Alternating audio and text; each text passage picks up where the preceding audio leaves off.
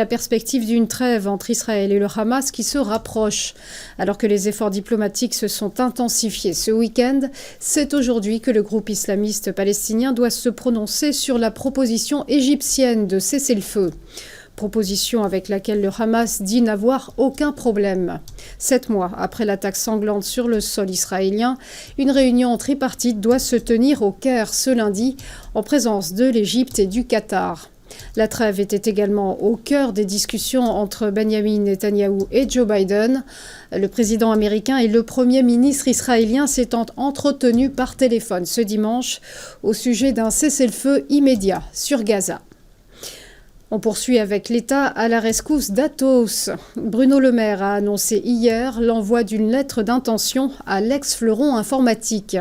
Bercy vise ainsi le rachat partiel des activités du groupe en difficulté. Il y a des activités souveraines qui doivent rester sous contrôle exclusivement français, a indiqué le ministre de l'Économie.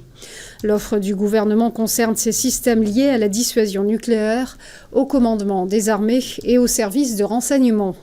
Un périmètre dont le prix reste encore à trouver, mais selon Le Figaro, la valorisation serait comprise entre 800 millions et 1 milliard d'euros. Plombé par une dette colossale et à l'orée d'une restructuration, Atos a vu ses revenus reculer de 2,6% au premier trimestre. Terminons avec le soulagement du week-end pour Bercy, avec le maintien de la note française par Moody's et Fitch, respectivement AA2 et AA-. La dette nationale échappe donc au couperet des agences de notation américaines qui ne l'ont pas dégradée et confirment sa solidité. Une bonne nouvelle pour le gouvernement, avec un bémol toutefois, les deux agences demeurant sceptiques quant à l'objectif des 3% de déficit public pour 2027. Moody's prévoit même un creusement de la dette à 115% du PIB contre 112,3% attendu à la fin de l'année. La France n'en a pas fini avec ses inquiétudes vis-à-vis de sa dette. Standard & Poor's doit en effet se prononcer à son tour fin mai, soit quelques jours avant les élections européennes. En décalage avec certains de ses voisins européens, la France est toujours menacée de relégation. On passe au point bourse, le rappel de la clôture des marchés vendredi dernier avec le joli bond du CAC 40 qui accélère à 8088 points. L'indice parisien a engrangé plus 0,89%. À noter qu'il s'est apprécié de plus 0,6% sur l'ensemble de la semaine. À Francfort, forte progression aussi pour le DAX, plus 1,39% à 18 166 points. Et sur l'ensemble de la semaine, il s'est octroyé plus 1,77%. À Londres, le FTSE a grimpé de plus 0,75%.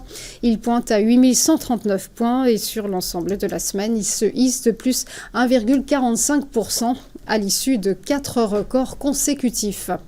Outre-Atlantique, Wall Street a vécu sa meilleure semaine de l'année après avoir vécu la pire. Soulagé par un indice PCE moins mauvais que prévu. Le Dow Jones a gagné plus 0,4% et en hebdo, il reste inchangé. Le S&P 500, lui, a pris 1,02% et il a décollé de plus 1,78% sur la semaine. Le Nasdaq Composite, enfin, s'est propulsé de plus 2,03% et sur sa performance hebdomadaire, il s'était lancé de plus 3,08%.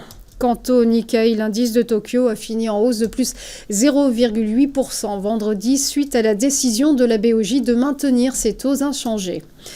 Par ailleurs, les prix du pétrole se maintiennent à la hausse. Le baril de Brent se négocie à 89,33 $ et s'est redressé de 2,45% en hebdo. Quant au cours du WTI, il a monté de plus 1,95% sur la semaine et s'établit à 83,73 $. Du côté des devises, enfin, l'euro est stable face au billet vert et s'établit à 1,0690 $. Voilà pour les news, on se retrouve juste après une page de pub pour Chronocac et l'ouverture des cotations. A tout de suite.